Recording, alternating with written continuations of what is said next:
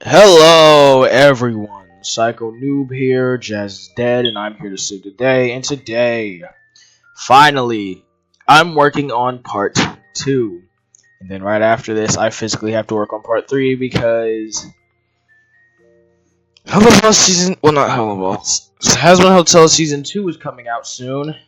This month, actually. And I might have to finish that HAZBIN Hotel video before then. And if I'm lucky, that one size scribbles girl will probably react to my video and then I'll get popular. Because a childish streamer getting mad at you and hate watching your video is going to be fun. Boy, I'm going to laugh at all her points. And I hope somebody makes a video on her video about my video. Because I'm a teenager, so hope she loses her mind. Anyway, I said I was gonna work on season 2, and now here we are. Helluva season 2. I had to watch the whole season all over again. You want to know something funny? I had all September to do it. I was doing it all September, but I was watching the episode like every week because I'm like, I don't want to do this, man. And I really didn't want to. So if you know me, there's gonna be slurs, there's gonna be angry cursing, there's gonna be anger, there's gonna be a lot of shouting, there's gonna be loud noises, there's gonna be memes, there's gonna be jokes, blah blah blah. And if I get some things wrong, that's just my memory, so I don't really give a damn what you say or what you critique. So, have fun. As always, this is my opinion. You already know I don't like Helluva, so I don't like HAZBIN Hotel. And if you watched my video before this, the 1.5 video, you know I didn't like the pilot. I don't really like anything to do with Vizzy Pop. Not because it's Vizzy Pop in general, it's because anything she's involved with, in any manner, sucks. You can't say I'm wrong. Even if she didn't write the homesick pilot, which I really don't care, she can still have some influence in it, whether that be public or not. That's what people need to understand. But anyway, go watch CGI. Jack Mathers against the world. The Universe Against Jack Mathers. Chapter 5 release is very soon, actually, this week. And I'm releasing another series, but it's going to be animatic, so it's going to take. So it's only going to be a pilot though. A pilot episode 1, like Glitch does it. The series is always in episode 1, the pilot's always in episode 1, and if it gets picked up, it gets picked up. Unlike what SpindleHorse does, because that's too stupid. Anyway, let's get into this, shall we?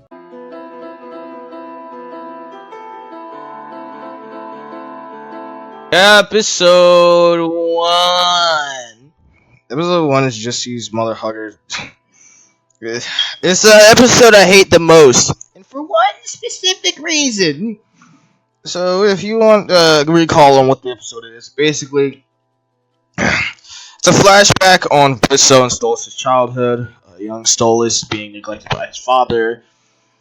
It kind of gets put into this whole thing of, hey, my daddy bought me a slave!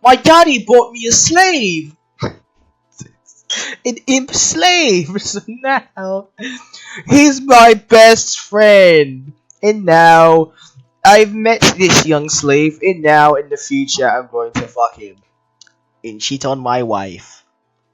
I'm such a little stinker, such a neglected little stinker.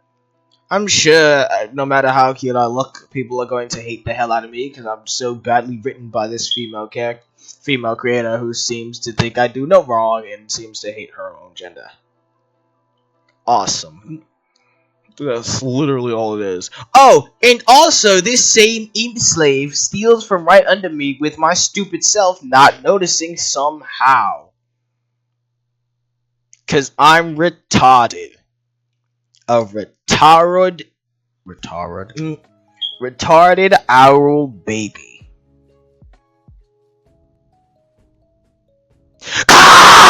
Episode 1 burns my mind because it's like, what the hell? And I just explained the whole thing to you. I just explained it. Oh, right, and the whole aftermath of Ozzy's. That's really it. This is, it's just that after I thought, that's not fucking important. Anyway, the circus is like the worst first episode to a season 2 I've ever seen. I can't kid you not.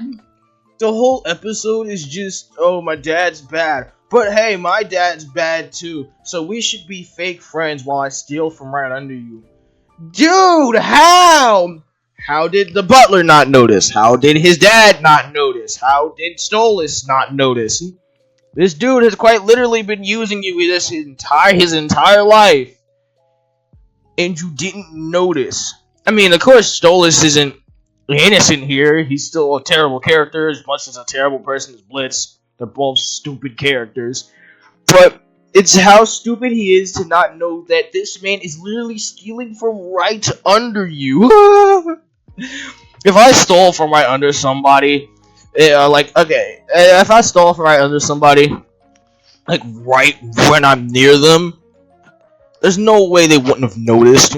Because they would have at least noticed something is missing. Either the butler, his father, or Stolas himself, or somebody would have noticed, hey, there's some stuff missing. I counted a bunch of things being here today, and they're all gone. I wonder why. Maybe it was that imp boy, but I don't want to jump to conclusions. Why would a somewhat poor circus imp boy, be even? Why would he steal our stuff? I wonder. This episode generally gets on my nerves because, like, why is the first episode about these two? And then later on, okay, I'm eating. So if it sounds like I'm eating while recording this, because I am. Good to hear me eat, bastards. Like the one Blue Lock team. Bastard. Goblin, wolf. Anyway. Cherry bomb! Anyway. Yeah. This episode kind of sets the footing of, hey, this is stupid, but I think I already know why these two are in the first episode. These two are the main thing, one of the main scenes of the first episode. Because they become the most important things in season 2! This is a thing that I brought up in the first video, I believe, where I was foreshadowing the fact of how much I hate season 2 with my entire soul.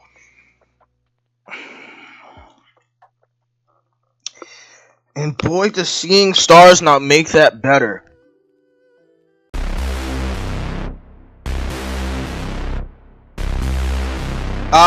Yes, seeing stars.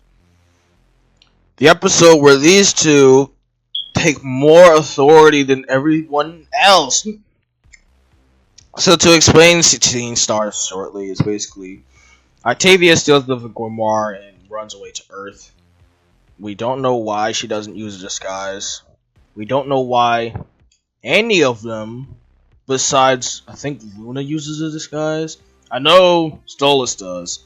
I think Luna does as well. But none of them use an actual human disguise besides Luna and Stolas this entire show. Also, Stolas' human design makes me want to blow his brains out. But I already want to blow his feathery bird brains all over the goddamn floor already, so it's not a good thing. This episode is basically just, oh no, me and my father are having a bad relationship. This isn't good. I must run away by committing thievery. Oh no. I'm going to go to Earth, the single-handedly just as bad place, and I know nothing about it, because I'm just a teenager, and from hell, a hellborn teenager, and I know nothing about Earth, because I'm a goddamn dumbass. Oh no, I encounter Luna. I don't know why the hell she's here, but I'm going to stick with her like a goddamn lesbian or something. Like a goddamn lesbian.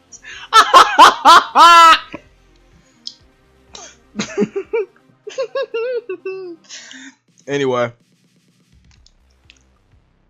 so Luna was basically left to Luna, who was left to kind of guard this grimoire, was kind of there with her, so she's like, "Oh, let's go there." And the two bond over their difficult family dynamics, which Luna, what difficult family dynamic do you have? Your adopted father, sure, I don't know why they made you 16. Probably so they could probably because so people could make actual porn of you. And not make the story, the father-daughter relationship matter more. Sure, make her 2 years away from being a grown-ass adult. That's fun. That sure won't make building the relationship harder. Well, my dad, he loves me, but it's just that he's not my dad, He loves me. That's the thing about Luna's character. Luna's character goddamn sucks. Because, yeah, I get it. She might have had a life before, but the series is so bad that we will never know what happened in her life before being in the adoption center. Because, well, we won't ever know. Like, that was the only time we heard anything mostly about her backstory, and then after that, she was just canned. For a twink relationship. This series already makes me mad. What the fuck?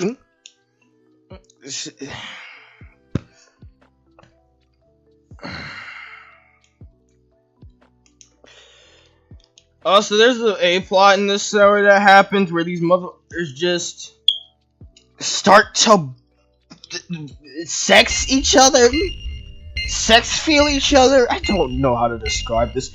Okay, first of all, focus on your daughters that are missing on Earth. Again, the place just as bad as hell. Focus on your daughters, not if y'all still want to bang each other or something. No, that shouldn't be a plot. There shouldn't be a plot line. That shouldn't matter. Why? Why should that matter? I get it, and if you actually are watching it, or anybody likes Guys Rules who did rise this show, I don't physically give a fuck what you say, as there is nothing to defend this. Okay, I get it. It is trying to help build the relationship back to what it was. Even then, the relationship to what it was before was still bad. It was a transactional relationship. And a transactional relationship is never good in any sense. This is verbatim transactional sex, transactional relationship.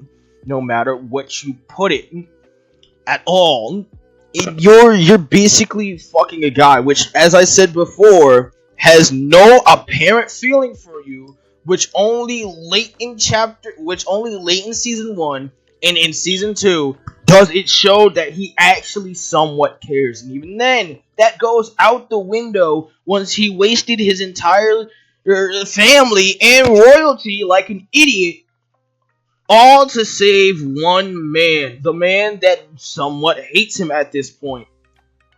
So again, let me get this straight. You guys are in a transactional relationship. You piss him off in episode 1. You do the same in episode 2, I believe.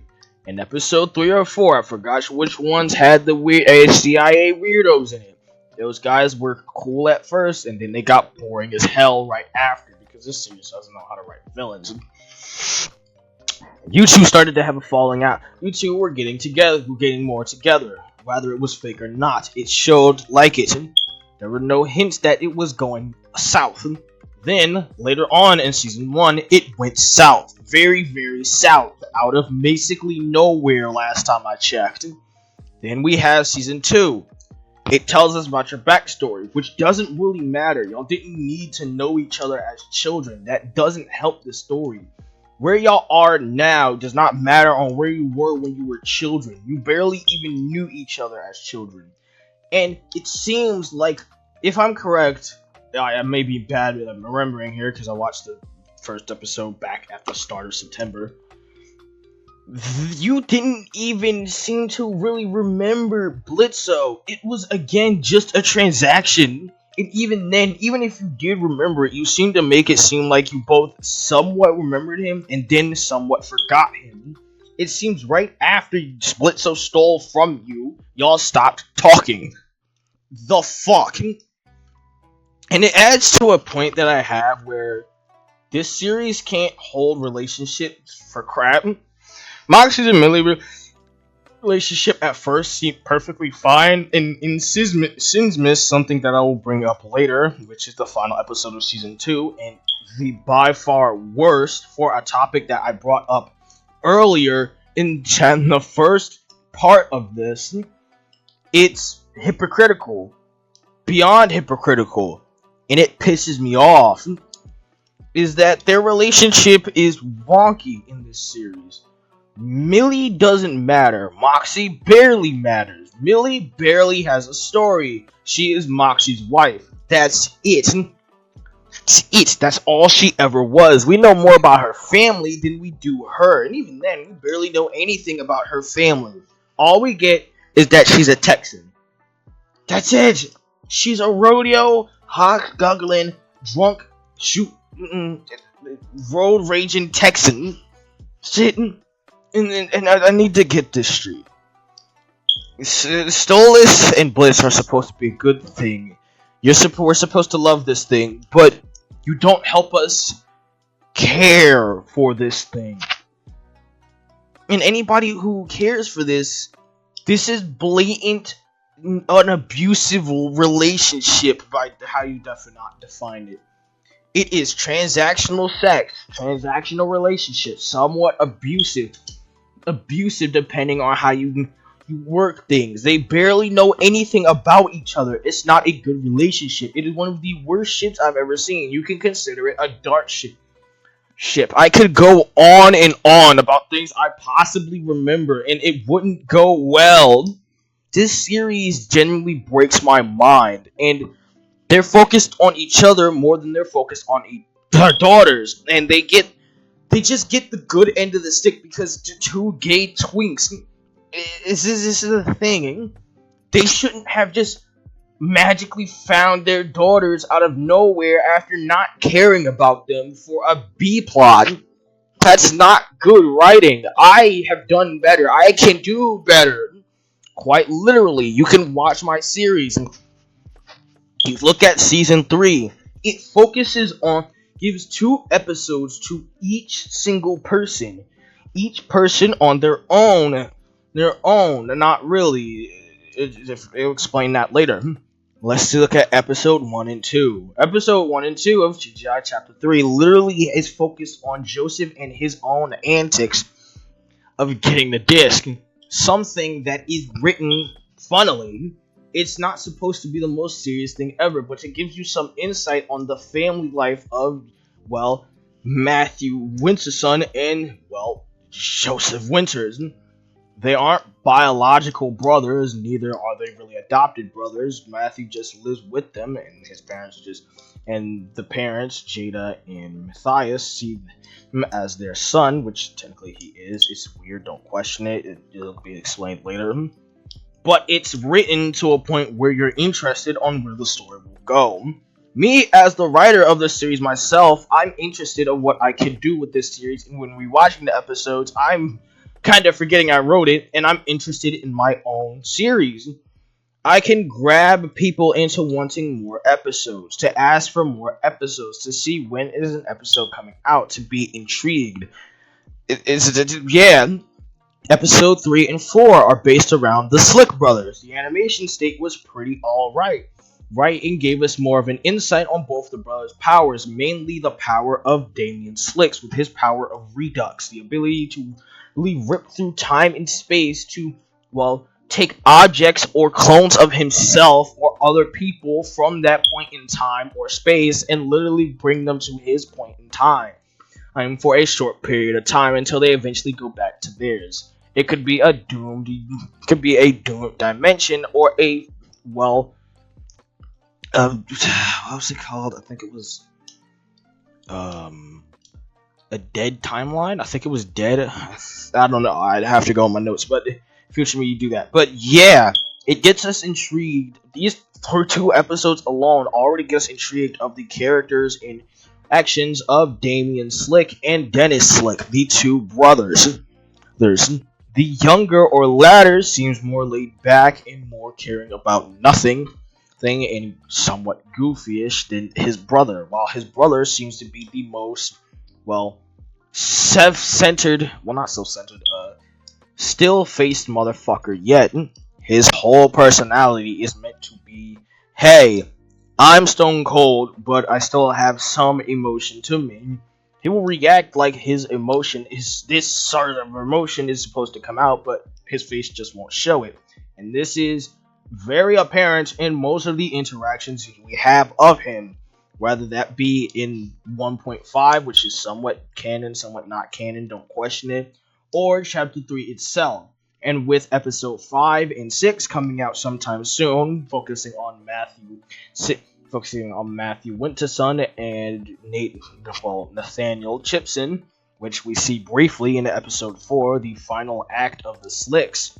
So we see what is going to happen. And in Episode 5, we will finish, or somewhat finish, the story of the Slicks and what will happen to them. Whether they will be crushed in a meteor, killed by their father, or, get the final disc.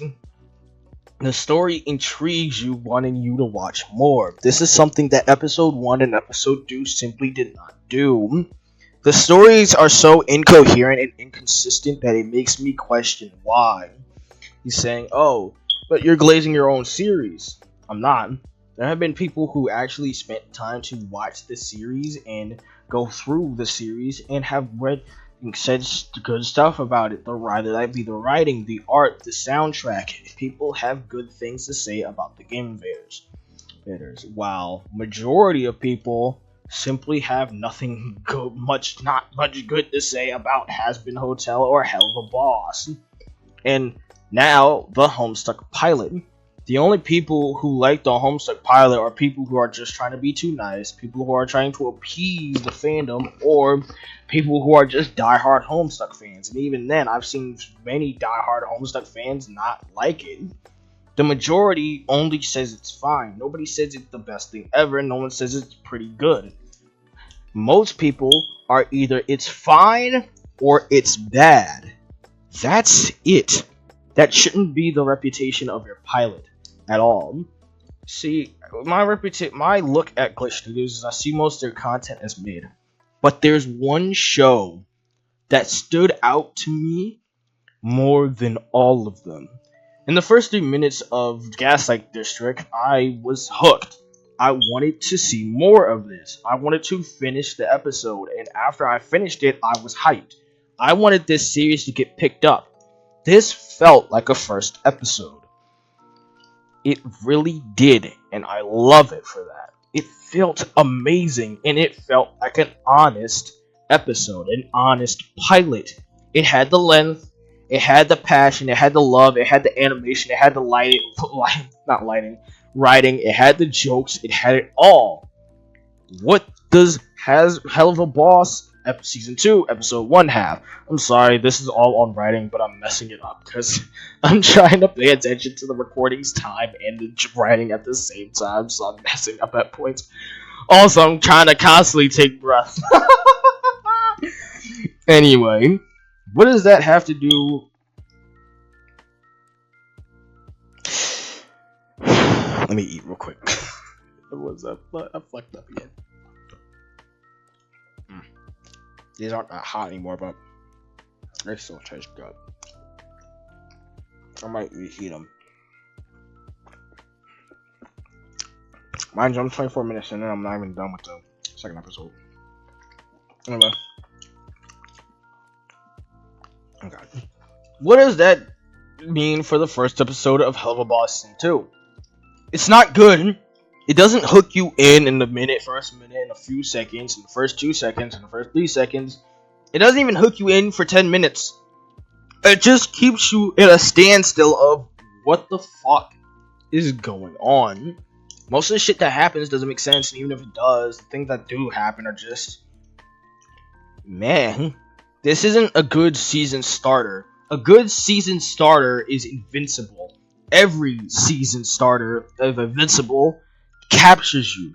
It makes you want to come back for more. Even though we have to wait a year for each single season, it's what? Well, not a year. Like a year to 2 years maximum for each season, it still has me hooked. It had me so hooked that I literally went back to read comic to see the stuff that would be in season 4?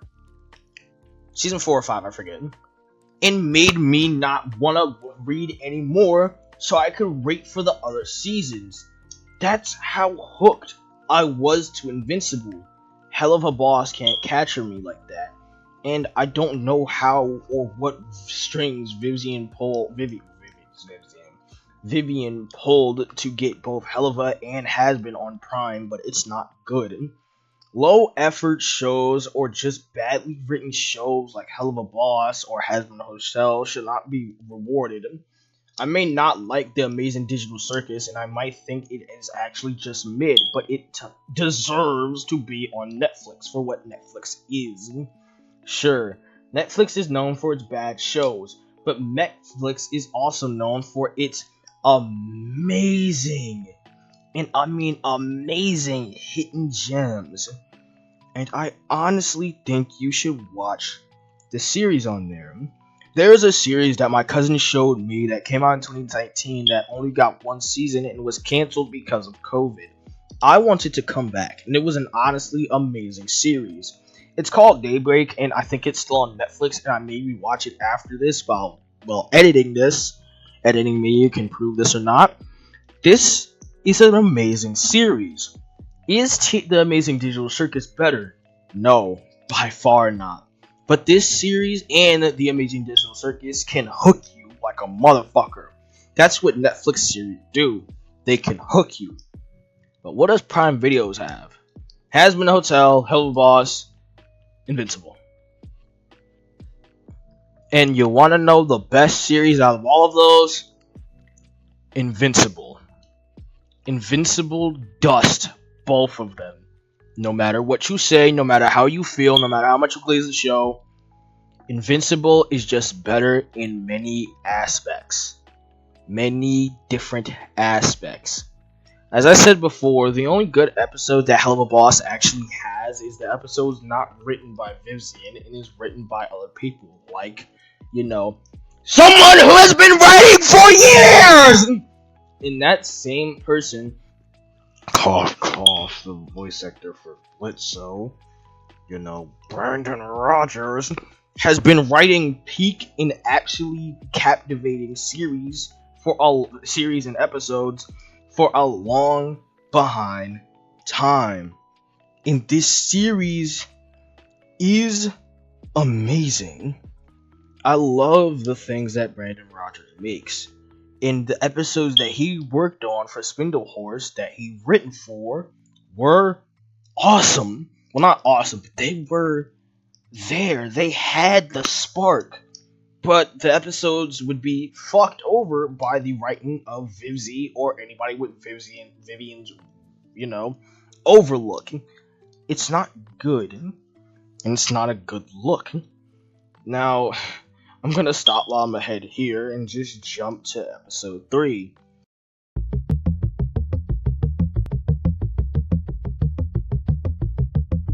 X's and O's, where we really start to struggle. Moxie and Millie do shit, that's really it. X's and O's is basically just me.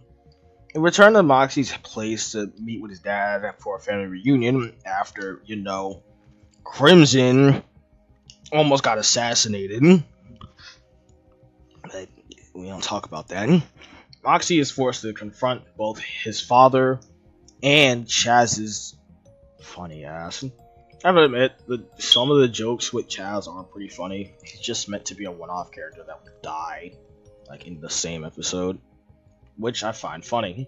He is pretty alright of a character. Sure, he bores the fuck out of me, but the jokes that are used with him are pretty alright. Also, it's weird and doesn't make sense how both Moxie and Millie dated Chaz. Why exactly? Because if they both dated Chaz, wouldn't that mean that they would have some knowledge of each other in some type of way? Or at least Moxie would have knowledge of Millie in some type of way? It just doesn't make sense to me. I don't know. That's just me.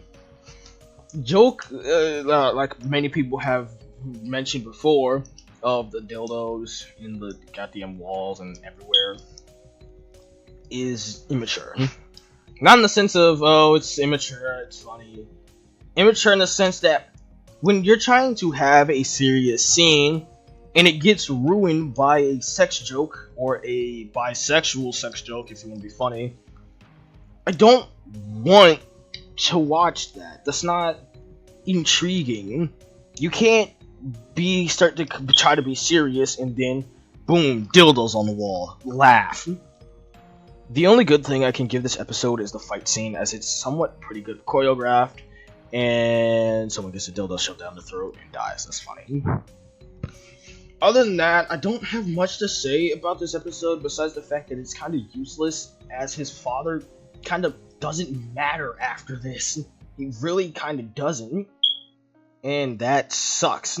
His father could be a great villain, but just doesn't. He does nothing. And as your favorite eyeless demon, this bores me. As a series creator, as a game creator, as a series writer, artist, whatever I am, a voice actor in tune, this episode bores me. I thought, from what I know about it, from my first watch of the entire season 2, back when it first came out, back when the episodes first came out, would be that I thought it would be alright. But I just couldn't. The only good thing about this series, this episode, I can say is that the choreographed animation fight scene was pretty good. And the jokes, some of the jokes with Chaz were alright. That's it. This episode's not that good, and story-wise, it kind of doesn't fucking matter, as anything having to do with Moxie's mother is just never brought up again, as she doesn't matter, and anything having to do with his father isn't really brought up again either, as he doesn't really matter that much either. So Moxie's past was kind of useless. Yeah, it would have been good to know, sure, but if it was done better, it would have been intriguing and could have been important to a future plot, something that never gets delved on ever again. This is the same issue with Millie. Her plot and her backstory just doesn't fucking matter, as it's rarely brought up ever the fuck again. Her background doesn't fucking matter. Her family doesn't really fucking matter. And the only time any of her family members somewhat matter in any fucking case is Sinsmas. And the reason her family is brought the fuck up pisses me off.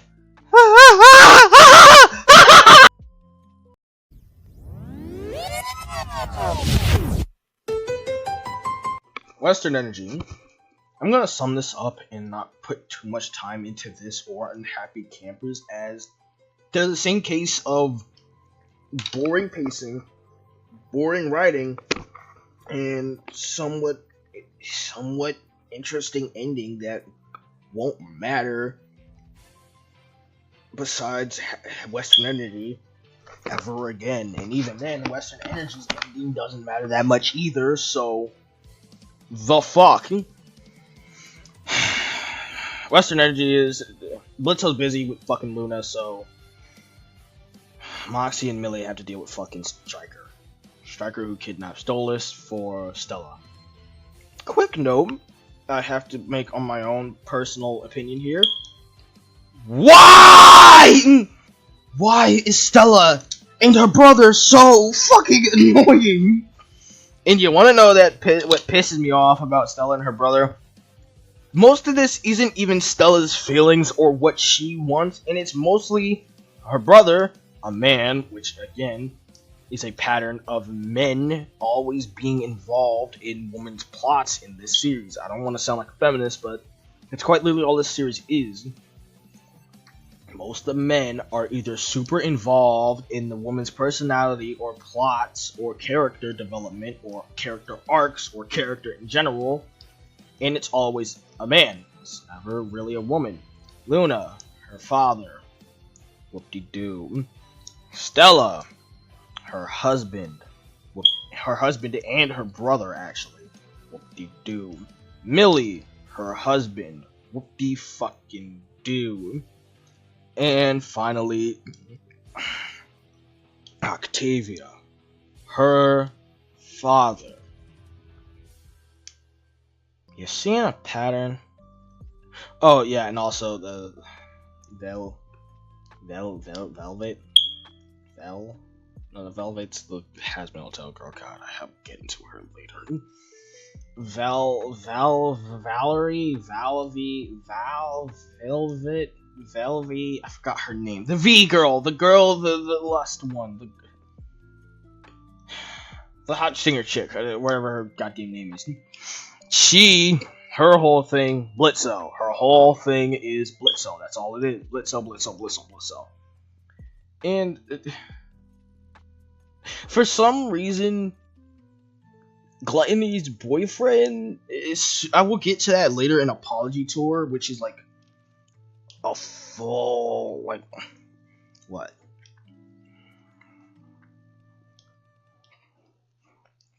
Like 5 episodes away? So, buckle the fuck up as we got shit to do. Alright, I didn't do any murder. The fight scene was good, I guess, in Western Energy, but that's it. That's really it.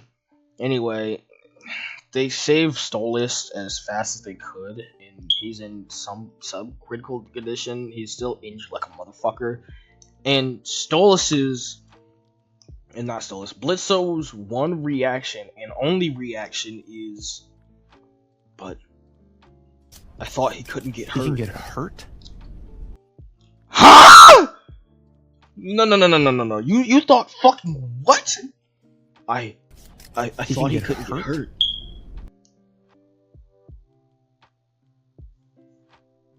Well, what made you think that? I don't think in this entire series it's really explained on why he thought the fucker couldn't get hurt. And it just doesn't make sense either. If I'm correct, we have seen Stolas get hurt before. So if that is done, if I'm coming correct here, he should by situation already know he can get hurt. But that's besides the point.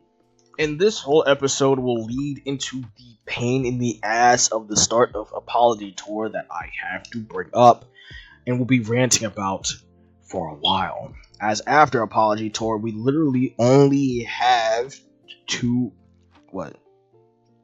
episodes left. So, yeah. So, unhappy campers time.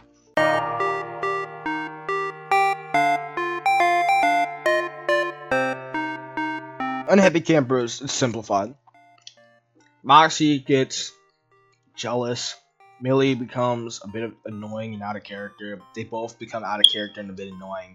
They make up somehow. The target dies in a stupid way. I think it was an accident. And the whole episode, Stolas was trying to find his brother. And not Stolas. Blitzo was trying to find his sister. He finds his sister. His sister doesn't fucking like him. His sister hates him. So does everyone. Wow. Can we get a game where can we get an episode where everyone doesn't hate him? Or somebody doesn't hate his goddamn guts? No. Oh, okay, so the series really is ass. Wow. Fucking shoot me in the foot then. And she goes away somewhere. If I'm correct, to never be seen again. Because, of course, add another character and make them so unimportant that they're never seen again. Or, even if they are seen again, it's such an unimportant or not to be cared about role that, no one fucking cares. And funnily enough, how did TRTF's story, aka, that one book we got, including the story we get in the games, somehow written better than TV's? How the fuck did teenage Tyler Ostrom write a better and more intriguing and more funny story, not on purpose though, story than Vivziepop?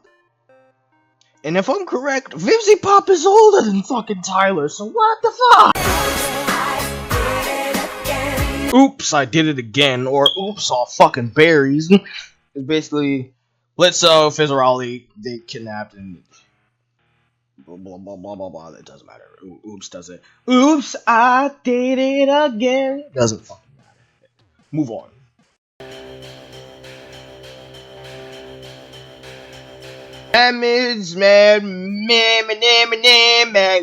Magnificent musical mid-session special featuring Fizzaroli. Whoop-de-doo! Episode 7 fucking bores me. Ah! This is a constant thing with this series, and especially season 2. How this series just has this season 2. It has nothing interesting. Mammon would have been so cool if he was the only motherfucker that cursed like a sailor, because it would make so much sense. But no! He's fat! He's fat! And his one defining personality doesn't fucking matter!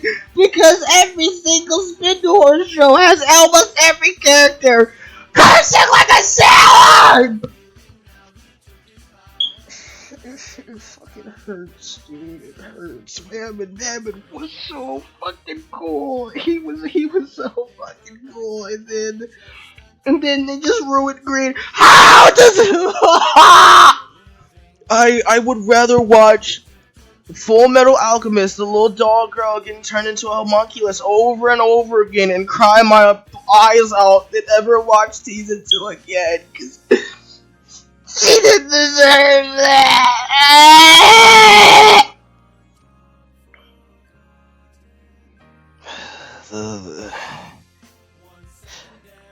The full moon.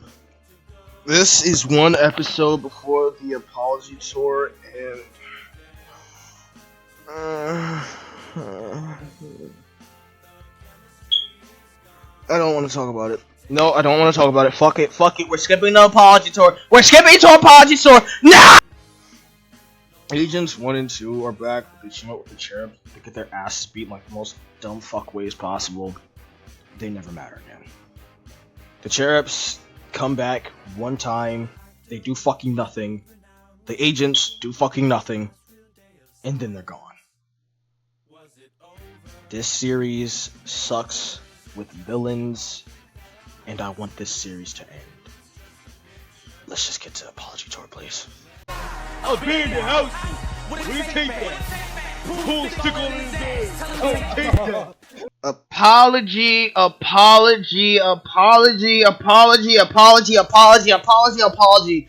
Apologize to me for making me watch this! Apology tour is the most fucking mind-bending shit ever. And it's funny, because 2 episodes away from this is quite literally worse. 10 times worse than anything I've ever watched or read in my life. Homestuck is not even this bad. Actually, Homestuck is pretty bad. But it's not this bad! Apology tour is basically Veronica. There we go. Veronica. That was her name. It's such a basic name. It's such a basic white name that I don't care to remember it. It was Veronica or Verosica. And then, anyway, why? It's just them crying. It's just Stolas and Veronica or Verosica. I don't even care. Crying the entire goddamn episode. Like, okay, 1, there's no way he messed over all these people. And first of all, what is he apologizing for? He did nothing wrong that we've ever seen or need to care about to most of you. Stolas, you are as bad as him. Shut the fuck up! You're crying like a bitch, and then you go to just fuck some rando, which that rando never does anything ever again. He never shows up. He's never brought up. And you want to know what happens right after this?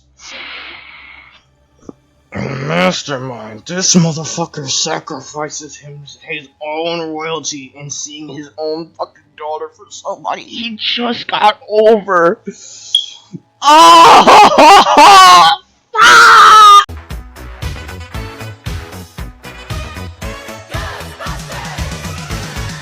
Ghost fuckers. It's nothing really. Again, most of these episodes can be cut up into like the shortest shit ever. And I don't feel like voicing my like big ass opinion on it, as my opinion has been said so many fucking times to the point where it hurts.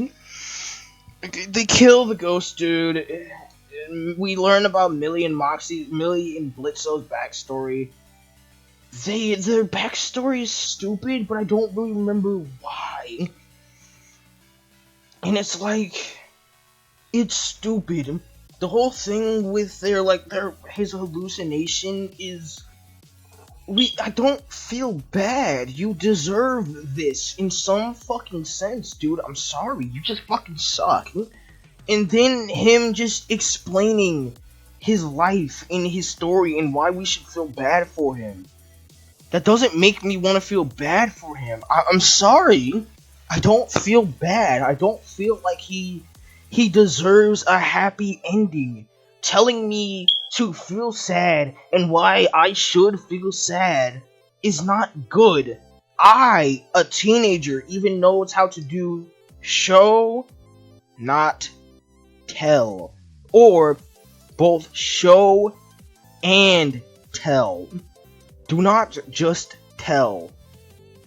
Slow burn it. Let me know. Let me witness why I should feel bad or feel something close to sadness or pity for Blitzo.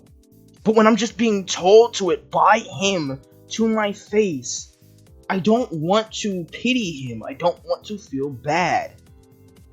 Ever. I've seen Roblox stories made by teenagers or people with talent do better than this. Old Roblox horror games did better than this. Spoof games did better than this.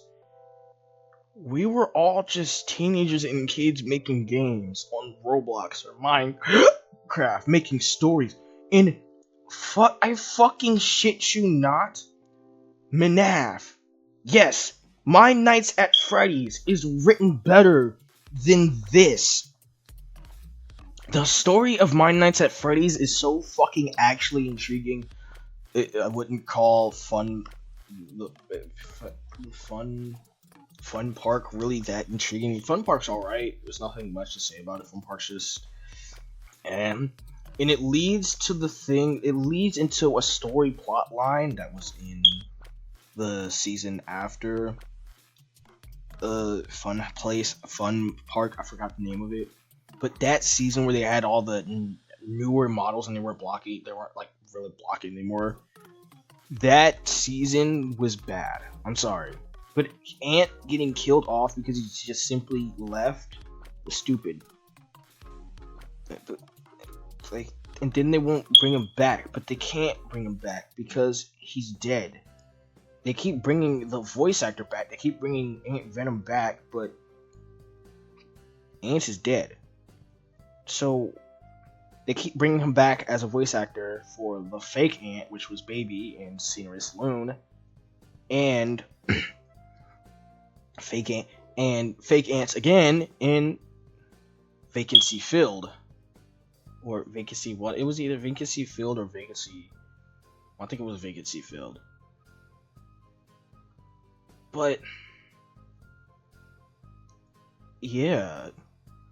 Besides Starlight, which was good after a while, and then when they just started to hate Starlight, you can tell writing was bad. The thing before Starlight was bad, and Fun Park was alright. Season 2 was amazing.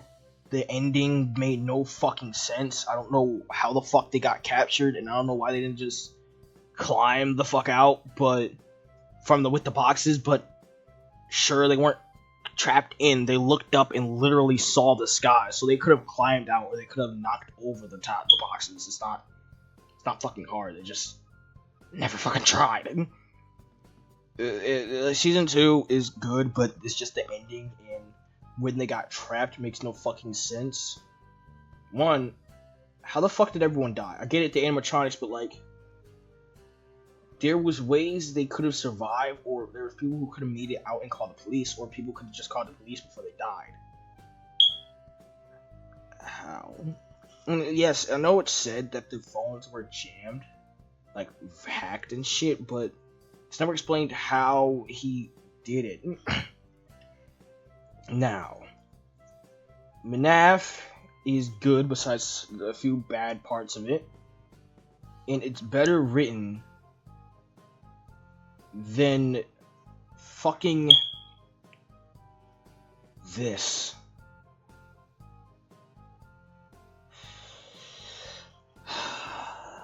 Certain people shouldn't have money, certain people shouldn't have money, certain people shouldn't have money, certain people shouldn't have money.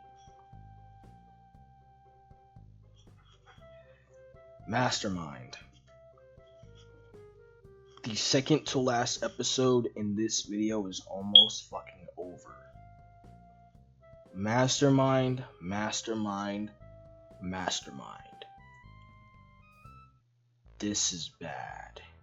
Really fucking bad. Mastermind's whole plot is that Imp is put on trial for illegally using Stolas' grimoire for their business. Something that was falsely accused by everyone.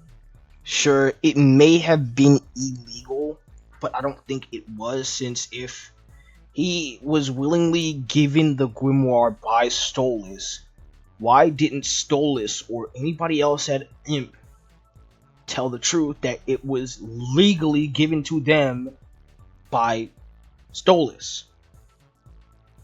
It was a transaction, a sex or relationship transaction, sure, but a transaction nonetheless.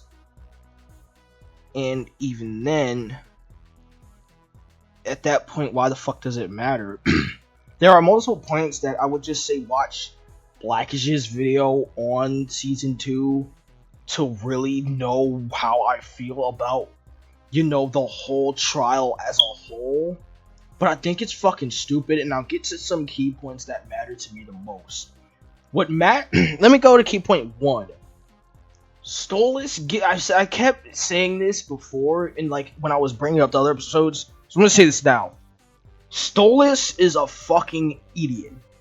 No matter how you cut it, no matter how you say it, no matter how you spray it, no matter how you write it down to me. Stolas is a fucking idiot. There were many other ways he could have handled it, but instead he interrupted the fucking trial just to say bullshit and lose his royalty, his family, and everyone. Now, if I'm correct, Stolas takes the fall, if I remember correctly. Why? Literally just admit that you legally gave this fucker the book. It was a transaction, a business transaction. Once again, a business fucking action. Or you could have simply lied your ass off because you have at least some sort of evidence to prove that these fuckers are lying out their ass to save your skin and Imp's skin. But instead, he chooses to lose his powers, his fortune, and his family. And now they're fucked. Octavia could not access her father. He could not access her that entire time. And in her eyes, she was being abandoned by her father by some imp. An imp. I wouldn't feel too good if my father was literally using some random woman, or dude in this case, choosing a random dude that he barely even fucking knows, and seems to not even like and have gotten over, which again is just forgotten 2 episodes late, like 2 or 1 episode, depending on how you look at this, later. What the fuck? And now we're at a point where I have to get into my second point. Nobody says anything. Nobody tries to show evidence to save Imp or try to prove the accusers wrong. Nobody tries to stop it. And that's what fucks me up. Because it physically makes zero sense.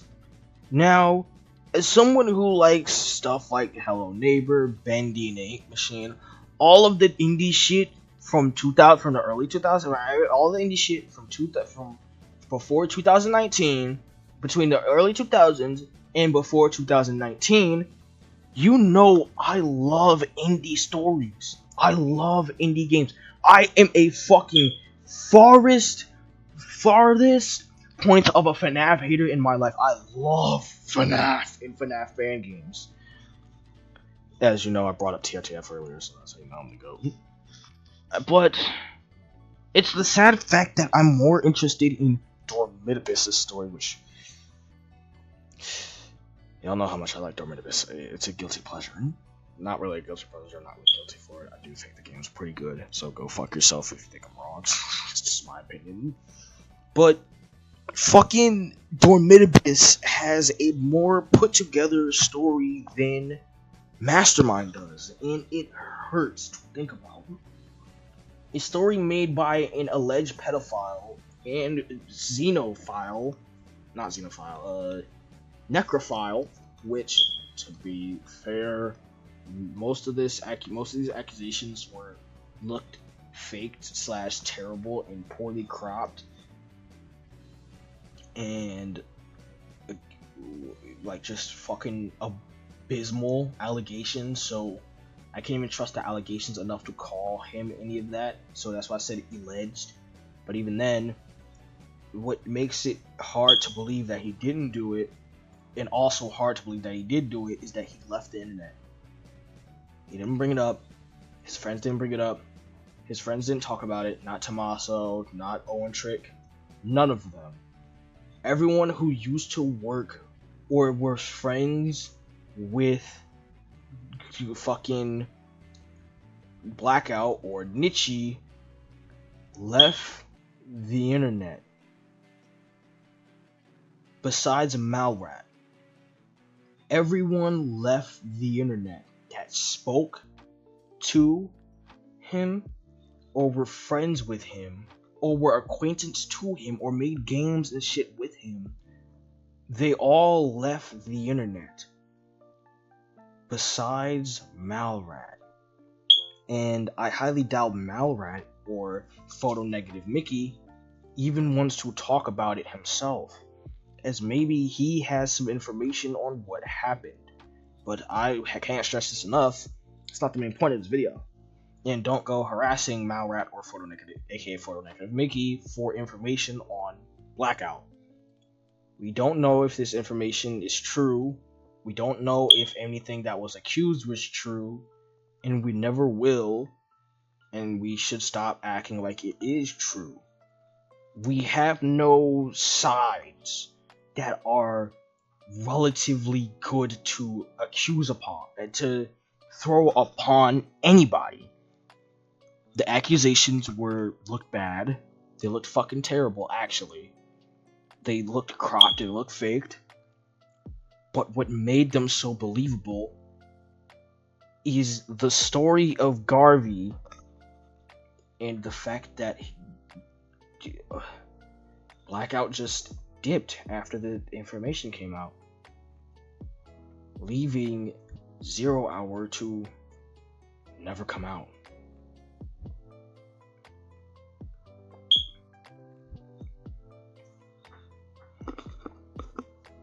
Mastermind is bad. And there's more points I could bring up about this, like how they butcher the sins to absolute fucking complicity. If I'm looking at that. No, not complicity. Butcher the fucking sin to absolute shit to the point where they look fucking obnoxious to even look at or talk about. Or talk to, hell. their writing sucks, especially Raph's, who is Satan.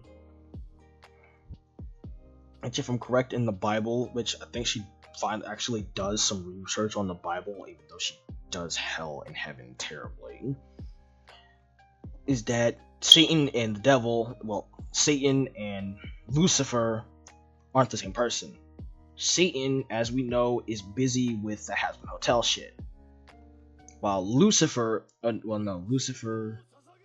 Satan is the red one. Lucifer is the Charlie Morningstar daughter. So yeah, Satan is dealing with the imp shit. He's supposed to be Wrath. But they play such a serious character off as a joke. And that's what happens in most of the episode. That's my other critique. There's too much jokes in something that's supposed to be taken seriously. And it's not good. The jokes with Stryker. The jokes with the Mexican bird, or Spanish bird, or Puerto Rican bird, or whatever. The bird fucker, the red one. I forgot his name. It doesn't matter. I'm not gonna search for it either. His opinion doesn't fly. He's just a joke, really. The sins are seen as somewhat of a joke. Asmodeus, and by extension, fucking... let me see. I forgot his name. Fizzaroli, I believe. Fizzaroli know so much about what's going on, but they say nothing. There are other people in this room that know a lot about the Imps and Stolas, about their story and all that. They were there for most of it. They were told about most of it. But they don't say anything. Sure, they're all inside, but they don't stop it. They don't try to stop it. They don't show any facts or evidence. They don't try to lean more into defending them. And that's what makes no sense. That is another point that I was going to talk about. And then it all just crashes down. It all goes to the ultimate shitter in the final episode, Sinsmas. You should let it burn. Oh, somebody wants you, but you know, you gotta let it go. Cause our party ain't jumping like it used to. Okay. I'm gonna put my mic as far as I can. Because I'm about to scream so fucking loud, you're going to hate me. 3, 2, 1. Sinsmas is terrible! This is my breaking point. This is where I snap. Because, let me get this straight. It's hypocrisy in the episode. I can't deal. I can't deal with it. I can't take it. This episode alone has ruined my entire view of this one woman ever. Vivian, let me talk to you. Let me talk to you real quick. You fat fucking bitch. You retarded ass fucking man. What is your opinion on Mexicans? Man, y'all niggas is broke. Y'all niggas is bums. You y'all are the niggas worst ain't getting no fucking bread. writer I have ever seen. You should never own any fucking studio ever again. Spindle fuck yourself. SpindleHorse, fuck yourself. All of them, fuck yourself. What the was this? Stolas, complete fucking obtuse dumbass. And his feelings were fuck shit, cause it was your own fault, you fucking nigger. Blitzo, a fucking dumbass. A blind fucking dumbass. They're all a dumbass. And then the plot with her just being pregnant. Why is she just randomly pregnant? And now, for the entirety of season 3 and for the entirety of episode 12. Sentimus, her whole fucking personality will be, oh, I'm pregnant. Oh, I'm having mood swings. Oh, I'm hungry. Oh, my character doesn't matter. And oh shit! And it's like, what the fuck do we do? It's like we're told to take this absolute buck fuck of an episode and shove it up our asses like a butt plug and just take it raw, take it deep, take it slow. This is the most diamond-studded dildo episode ever. We're getting fucked by the diamond-studded strap-on, and it. Fuck! I physically can't handle it. He just randomly, mid-episode, snatches like, oh, I'm an idiot! I'm retarded! I left my daughter for some random. What? I've lost my power, my fortune, my daughter. What have I done? I'm an idiot. I'm retarded. I'm special needs. Ah! And it's like, what the fuck did you expect? You didn't think. Nobody thought that entire one fucking episode, this entire season, no one thought to use their brains. Not even the villains thought to use their goddamn brain. And it's like, whoa, what the fuck are we supposed to do? You want me to feel bad for Blitzer. You want me to feel bad for Stolas when almost every fucking thing wrong with these two fuck ass niggers is that it's their own goddamn fault! They ruin their own lives like a box of Lucky Charms, and they just tell you to eat nothing but marshmallows and go shove rocket up your fucking ass. I'm not Elon. I don't want this. I don't got the money to repair my butt every time this happens. It was good to see the living shit beat out of Octavia's brother. Not Octavia. Stella's brother. I don't even remember his name because he's so unimportant. Actually, he's more important than Stella because most of the shit that Stella wants is what he wants. Most of the shit she does, he does. Most of the shit is because of him. And he just pops the fuck in because she can't make the whole thing about her personality but Stolas anymore. It has to be her brother now, and it pisses me off. This is the thing that I brought up in the first episode, in the first part of this. What the fuck? It's like a box of mechanisms that are plot like the mechanisms. The gears are the plot lines, and none of them fit. None of them fucking fit. They're all broken. You want to know why they're all broken? You want to know why this Jack in the Box and fuck yous doesn't work? Because the writing is terrible! I cannot stress this enough. And win or lose situation has been done better by me. By me! The entirety of chapter 2 of TGI has you on your fucking edge. Because it's like, oh, these kids keep fucking dying. And it's not good.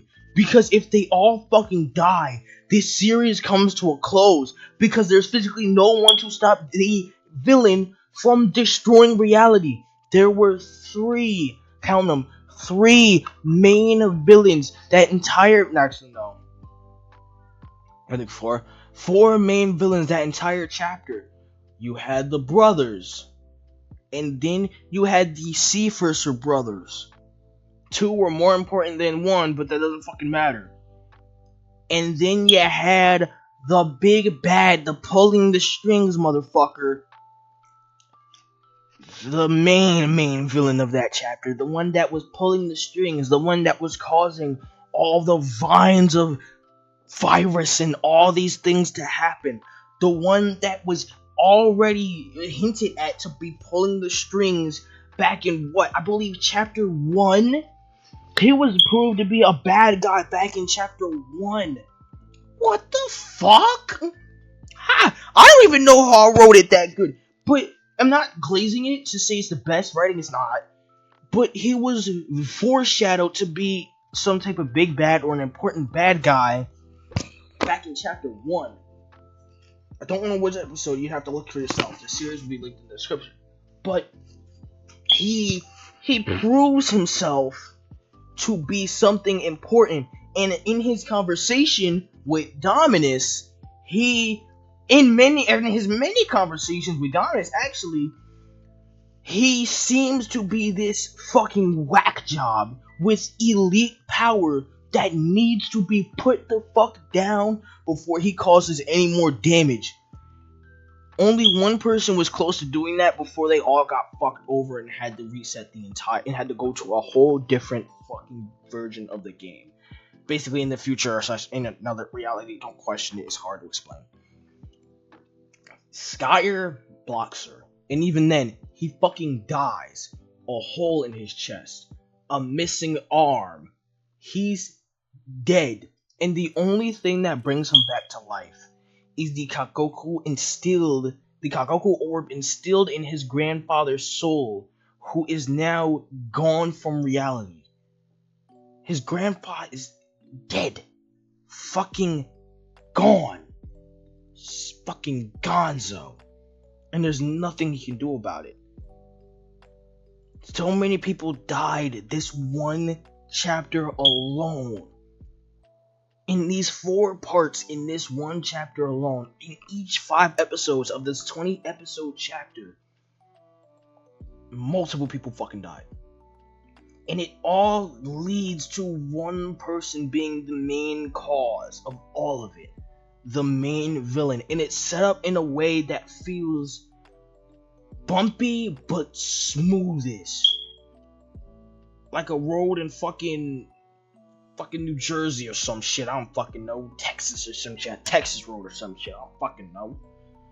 A road you'd see in fucking Alabama or some fucking where. Or some Scott bullshit. It's bumpy, but there's smooth points to it that make it come together.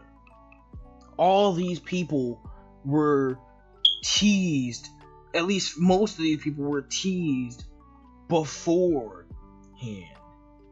And when we finally see them in action or see the shit they can and can't do or explain to their powers, like with the balance, they're fucking broken. And the only reason these fuckers lost is either to plot or to genuine good reason. They needed to be put down. They needed to fucking die.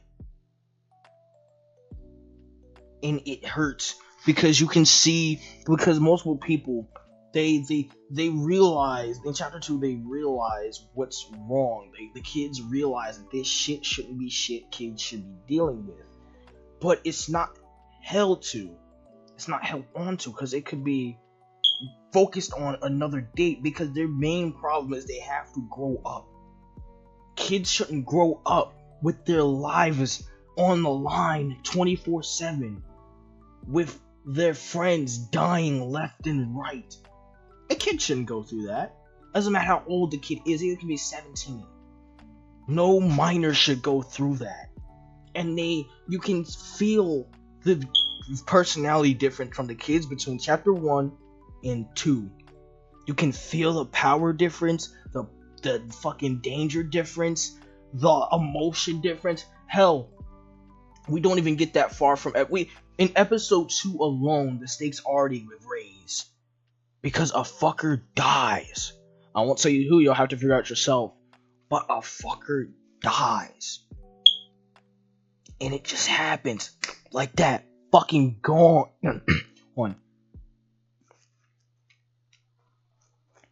We get, 3 technical episodes with the fucker, and he's dead.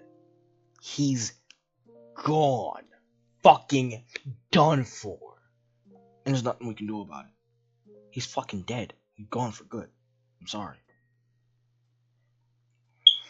And that's how that series works. But in Sinsmas, it's fucking stupid. The fight scene is batshit insanity and is stupid because why the fuck is she bipedal?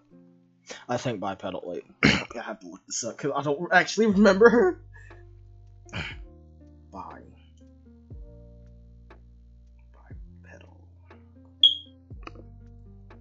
Okay, no, it's not bipedal. It's I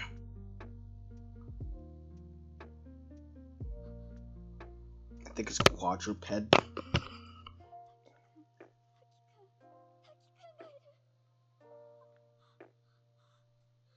Yeah, quadruped. She's a quadruped. She just turned into a quadruped wolf. She turns into a wolf. A full-on wolf.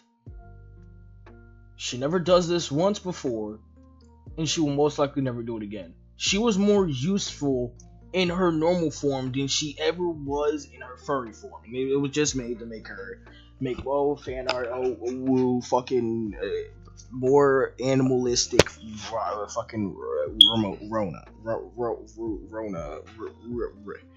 Damn, that stuff is fucking crazy. Luna. That's it. Let's look at it. The characters feel dumbed down in the plot of, oh no, I'm pregnant. Let me call my sister, who probably doesn't know jack shit about pregnancy, and see if she can fucking help me the fuck out. Or some shit, I don't fucking know. Instead of really telling my husband the truth, I decided to just hide it from him, because then my whole character would be fucking useless, because my whole thing is my job, and barely even that, and my husband, and that's it. And now it's gonna be this baby. I don't have my own fucking personality. And that's fucking crazy, dude. That is fucking beyond fucking stupid.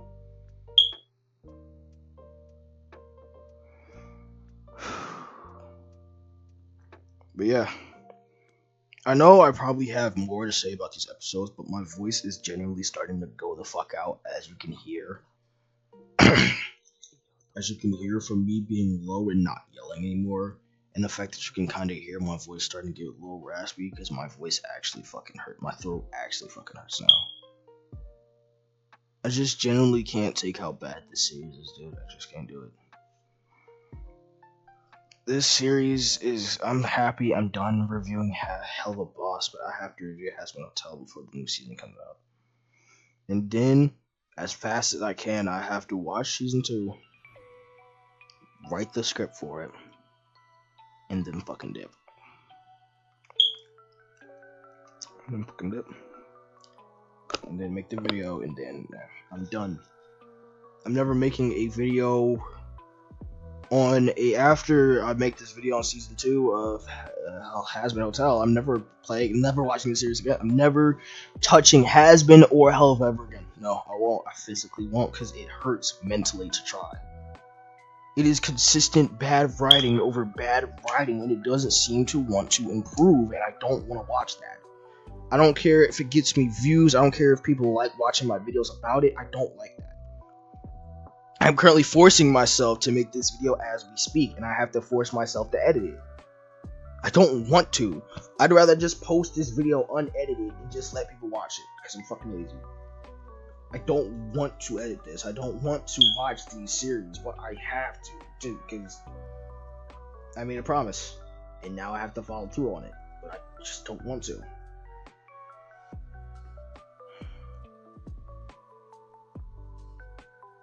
But yeah, this season gets a fucking 1 out of 10, dude. A 1. No, a 0.5 out of 10. At maximum, it gets a 3 out of 10. At minimum, it gets a 0.5.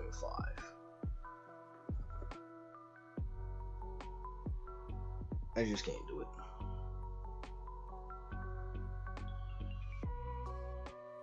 This series generally sucks, and I don't give a fuck if you like it or not. This series is ass. Everyone sucks at writing, and she's a shitty person doing it. Fuck all the people trying to defend her. Fuck all the people trying to defend this series. Don't go harassing anybody, please.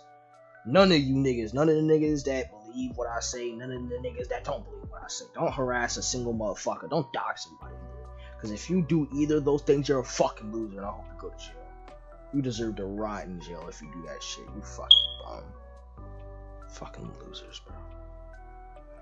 I generally don't have much else to say about this series. It just fucking sucks. And I'm never touching this shit again. I don't give a shit if season 3 is popular or not. And I can just make videos off it.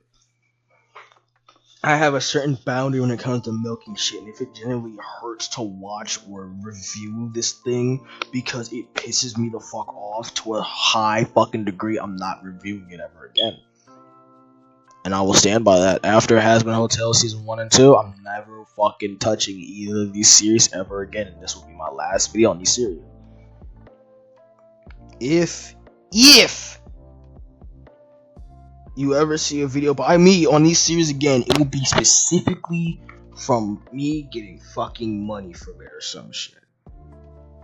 And it better be a fucking worth it. Worth it about too. But yeah, I don't know what else to say. I know I probably have more to say, but I just don't have energy for it, bro.